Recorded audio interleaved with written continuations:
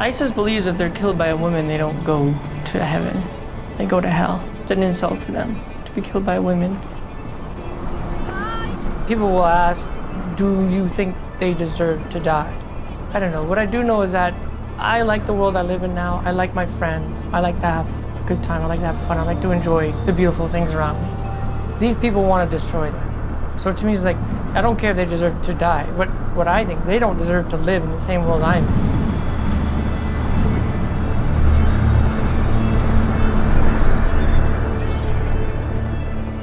They don't want to get killed by the women. So I wrote that poem for them. And it says, "Fear us women, O enemies of humanity, for you who die by our hand will burn in hell forever."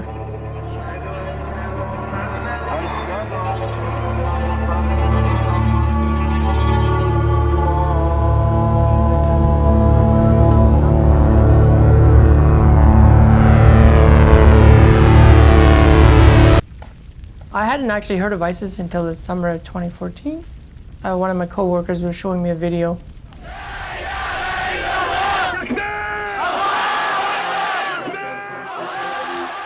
When ISIS came across from Iraq into Syria, they were capturing villages and cities, and they were raping the women and murdering the men and butchering the children. You know, in my mind, I don't see them as humans. When they first showed up, they had a lot of support to start with, and they didn't have an adversary that was willing to stand up against them. And certainly in some places, they were happy to have them there, mainly because they thought that they were better than who was there last time.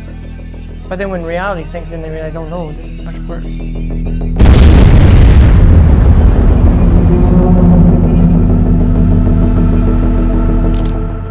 A bunch of things happened that made me look at my life and reevaluate it. I was hit by a car on my motorbike, you know, and I realized I'd spent too much of my life doing things I don't really want to do, you know, things you do because you have to make a living. I had the good fortune of growing up in a very safe country where in other places they struggle just to get by every day. I've always been very aware of that and very conscious of that, and I've always wanted to pay it forward, my good fortune of having grown up in Canada. We don't build our lives out of nothing. We build our lives out of opportunities. And but other people in the world, like in Syria, they don't have opportunities. They're told this is the way you live, and if you try to move out of that, then we will oppress you, we will kill you, arrest you, torture you, whatever, right? You're forced to be this way. I really started to follow the war in Syria and what ISIS was doing. I was wondering if people could join ISIS, if people could volunteer to fight with ISIS. There must be a way for people to volunteer to fight against ISIS. And then I heard about the YPJ. It's an all-women's army. Its primary goal is to bring women's rights to the Middle East. YPJ stands for Yakanin Palestina Jin. Translated, it means Women's Protection Unit. It's women protecting women.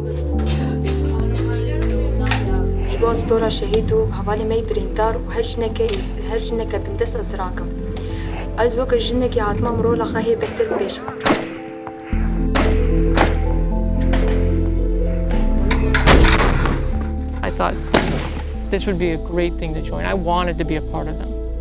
You know, I watched all the videos and I read all the material I put on them and stuff like that, and I thought, I don't want to watch this anymore. I want to be there. I want to see it. I really wanted to help with the women's revolution. And then I found out about a recruiting page on Facebook, and I contacted that page.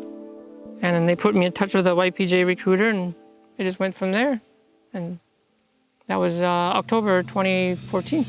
She used to be a fashion model and a biker, but one day Hanna Bohman decided to switch her life of comfort in Canada for the unforgiving battlefields of Syria, and is one of many Western volunteers to have joined the Kurdish-led fight against Islamic State. I was never a professional model. I dabbled in it almost 15 years ago. You know, I'd rather be known as, you know, the Canadian who joined the fight for women's rights, not the ex-model who, you know, of all the things to be known by, that's kind of lame. And what's particularly annoying is that when a news story comes out, oh, the ex-model did this and that, there's always people commenting, and there's like, what kind of model was she? Like a hand model? She's hideous. right? So it's just like you miss the whole point of the story. The point of the story is that women are fighting ISIS, right? The complete opposite. You have the ISIS that wants to enslave the world, and then you have the YPJ that wants to free the world. And they're fighting each other, good versus evil in the truest sense. And all you're worried about is some fucking chick that you may or may not have been a model at one time. You know? The first time I was smuggled across the border into Syria, we had to drive for quite a ways to get to the border, and it was a river crossing, so in the middle of the night we had to go across in a rubber dinghy.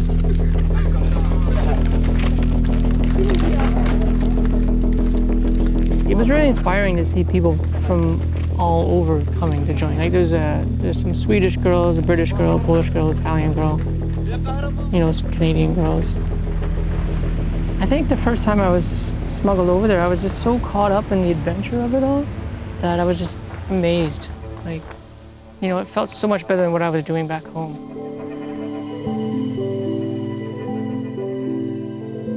I was the third Western woman at the time, so they were still trying to figure things out. I was supposed to go for 15 days of training, ended up being 5 days. All I learned was to tear out the AK. At the academy, they gave me an AK and they took me to the range and, like, you know, see how well I could shoot that. And I used Denise's gun, the girl that they had sent to instruct me. She was, like, really impressed. She was like, oh, I have a sniper. So then they gave me the sniper rifle. See what I'm trying to do? Yeah. I'm trying to make you not focus. Because in war, it would not be my voice. You had gunshots and all kind of weapons.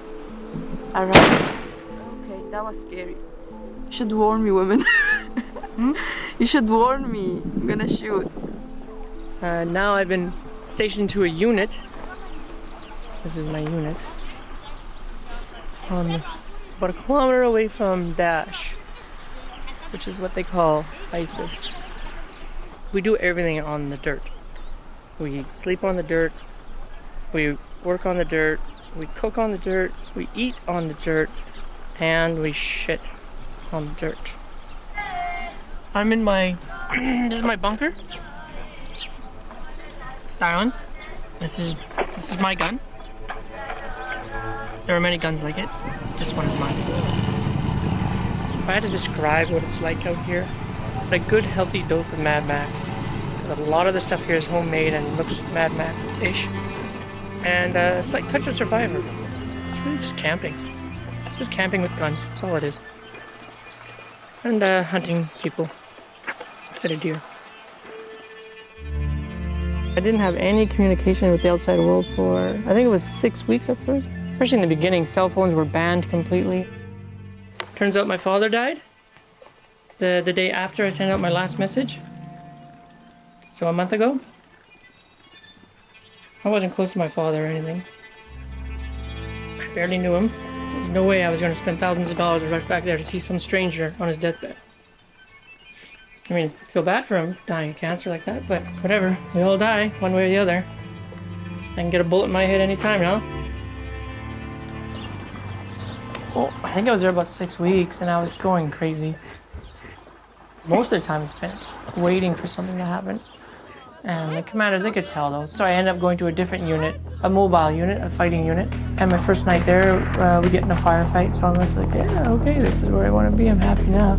I think it was the second or third day I was walking from the outhouse back to where we were staying and a sniper started shooting at me. Right about here, and all of a sudden you could hear it across and then hear the gunshot. So I hit the ground, and then it was like, another one.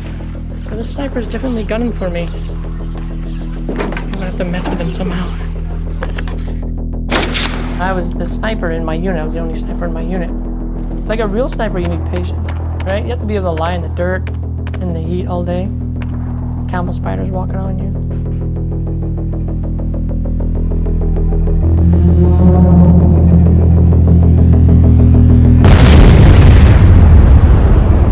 Well, a favorite tactic of ISIS is the suicide truck. And the more desperate they get, the more trucks they send. Of course, you don't want them coming near you. In my one unit, we had 5 trucks come at us in one day. You just want to keep the enemy as far away from you as you can, right? You see them, you shoot at them. You don't want them getting close enough to you that they can start throwing grenades and shit at you. Keep them away. You know, if you can kill them, great. All I know is that when we are shooting them, when we are killing them, the girls are doing that Middle East yodel to let them know that it's the women who are killing you.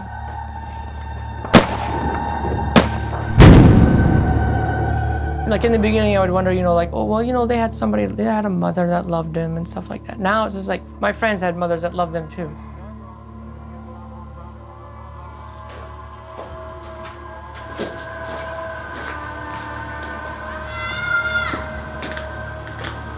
The best way to describe Kobani at that time was obliterated.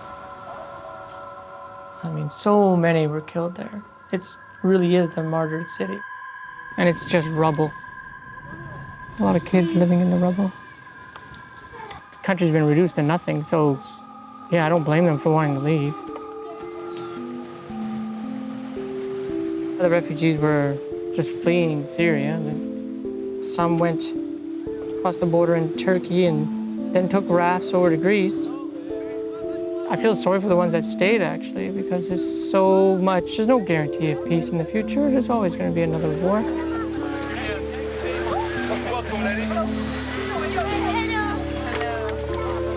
They had an opportunity to leave and they took it. I don't blame them at all. We would do the same thing. Now they have a chance at a new life. We would all do the same thing. I would.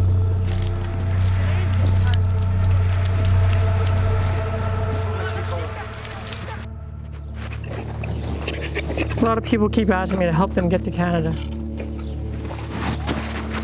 If I had a seat on a plane for everybody who asked me to help them, the plane would be full. I was not used to hanging around with a lot of girls. I didn't grow up in the West hanging out with girls. You know, as a tomboy, most of my friends were boys and stuff, so I used to fight and throw rocks and climb trees with them. But, you know, by the time I went to my second unit, I was really starting to bond with the girls.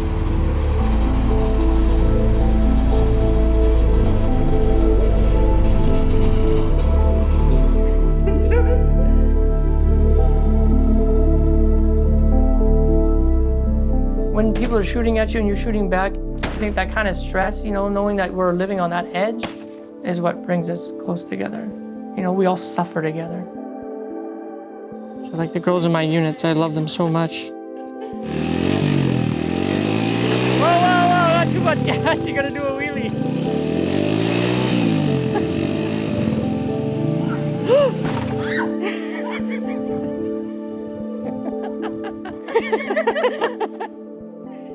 The YPJ is an all-women's army, but we share the fight with the men.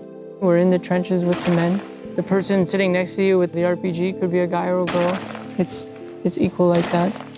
The biggest battle I was in was Calabria. June 14th. 14th? June 14th. It's a good day. Sunday. Hi, Mom. It was a key city, because as soon as we took Calabria, then we cut off ISIS supplies from Turkey. So we jumped into what we call the pig. It's a bulldozer with steel plates welded on it, and we headed to the front line.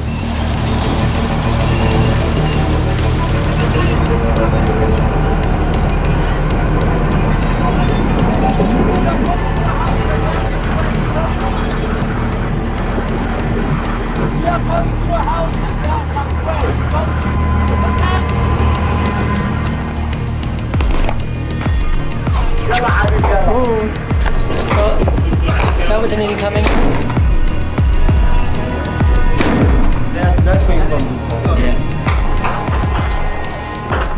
We shot back and forth with this bridge, and we would crawl up to the bridge, and then ISIS would start shooting at us, which would reveal their position. So then we would pull back, and then we would call airstrikes in their position.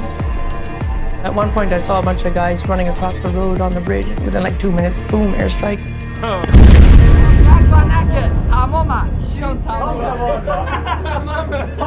They're not standing there anymore. We had to capture the bridge to get to the city, right? There's some senior commanders there, and they're just like, okay, you 6 go take it. You know, there's like 100 ISIS fighters there, and we're supposed to be the 6 of us. We're the attacking party on Tel Aviv.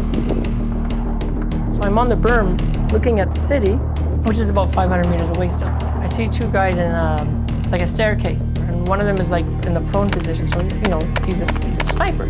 Well, I guess the sniper was looking at me at the same time because all day you hear bullets going by, but then you know I heard it go by, but I also felt it just over top of my head.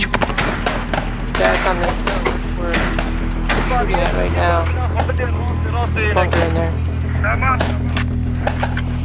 Our group of 6 has turned into a group of 20. I don't know if you can see it, but we started in this building down here. Came up in the tank, crossed this bridge that was almost all blown up. I almost fell in. I'm 46 years old and too old for this shit. That's no protein diet for the last 3 months. I've lost so much muscle mass. Right now, Dash is just over this hip. And they have a hot spot, so we're letting loose on it with Big C and Sniper. So that's the way we spent the day. About 7 o'clock that evening, though, we were finally able to capture the bridge. And then we held it overnight.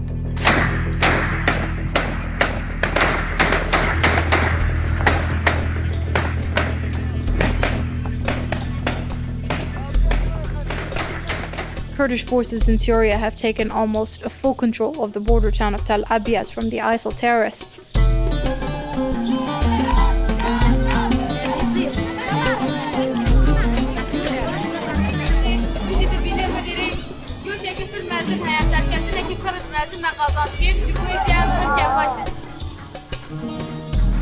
It was the fight that had a definite result.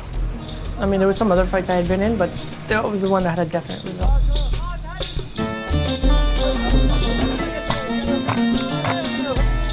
This seems to go from fighting to celebrating pretty quick.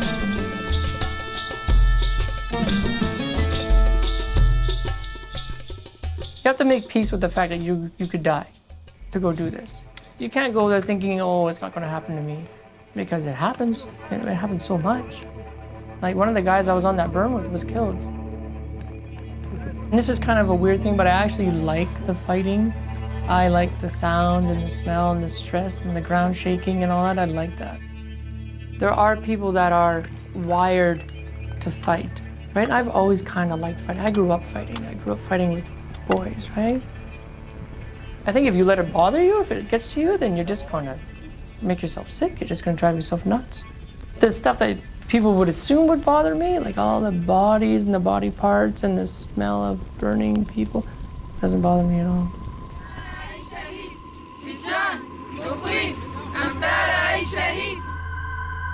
When somebody dies, so like someone from our unit gets killed, we bury them.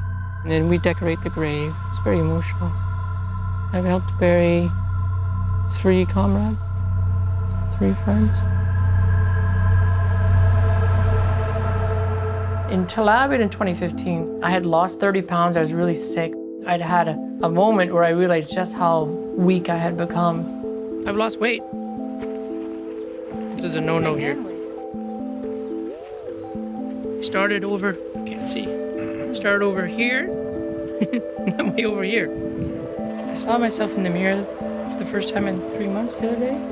So I keep losing weight, I'm going to have to come back. There's just no way, this is just not healthy. I'd lost 30 pounds in 3 months. And I couldn't, when I went there, I was about 145 pounds. I had become so weak, I could barely hold my gear up. A week or 2 later, I was on my way home. I went home thinking that I was done. Physical exhaustion had manifested into mental exhaustion. But after a few weeks of eating normal food and resting and stuff like that, I realized I wasn't done. I felt so guilty. You know, I'd go to a restaurant, I'd be eating steak and drinking wine, and I was thinking about the girls in my units who were back here just eating crushed tomatoes and rice, drinking dirty water and stuff. I don't know. They always say, oh, why would you Westerners leave the comfort of your home, your safe countries to come here and help people you don't even know? I believe they deserve to be as free as I am in my country. As a Western volunteer, we have the luxury of always going home. But over there, they don't. They're stuck there, that's it. I mean, they have to live it. They don't get to go home. That is their home. So I support them completely, right? Because they're trying to build something that we've taken for granted. I get a lot of death threats from the enemy online. They like to send me messages saying what they're going to do to me and stuff like that. Some of the death threats I received from ISIS guys, saying things are, they can't wait to watch a video where I get my head cut off, stuff like that. A lot of rape, violence, sexual violence. It's no holds barred stuff. Many of us have a last bullet to kill ourselves instead of being captured by ISIS. If our capture is imminent and there's no hope for rescue, we'll kill ourselves. If ISIS gets a hold of us, especially as a Westerner, they would make a big propaganda video about it, but yeah, if they get a hold of us, then they'll just torture us, rape us, and stuff like that. So we'd rather just kill ourselves and have to deal with that. But I had a last bullet for the first couple months, and then I switched over to a last grenade. So the idea being that if I'm in that situation, I'll pull that and see if I can take as many of them out with me. When we liberate a village, most of the time they come out and they're just happy to see us. A lot of times they'll take off if the women have been forced to wear the black gowns, which they always have been, they'll take it off.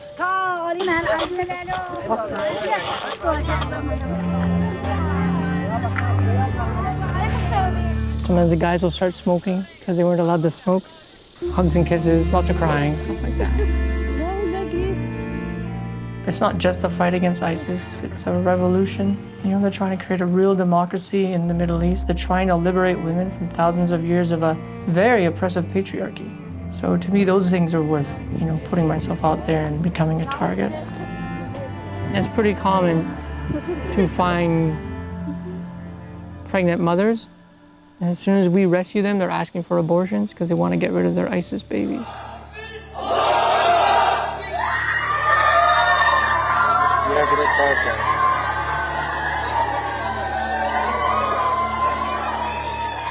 When ISIS went to Shingal, they took the girls and the women. I think it was 3,000 Yazidi sex slaves, women and little girls.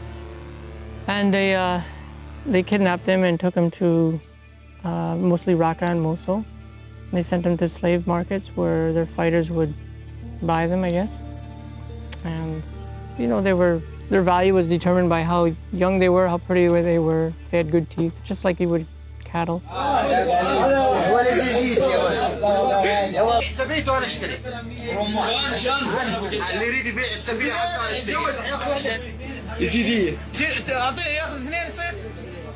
They would be used, raped repeatedly, and then when their owner was tired of them, he would trade them or sell them to someone else.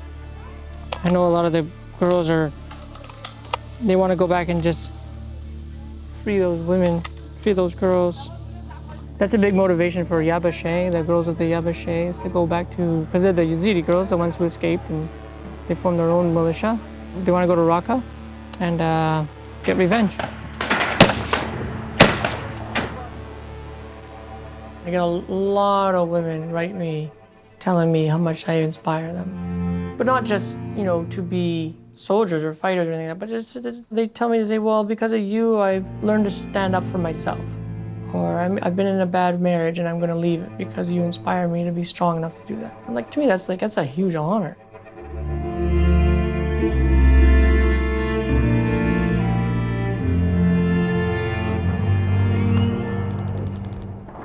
When I went there, I would tell people, I'm not going there to kill anyone, I'm going there to help people. But then, a lot of friends get killed and you start to change, or I started to change, my thinking about it started to change. We do what's called novachi, which is like guard duty. It's generally like an hour during the day, an hour during the night. But I would sit up there 6, 7, 8 hours, just waiting, please, dear God, let me shoot someone in the face today. That's the way it gets. You don't care about them. They're not people anymore. You just want to kill them.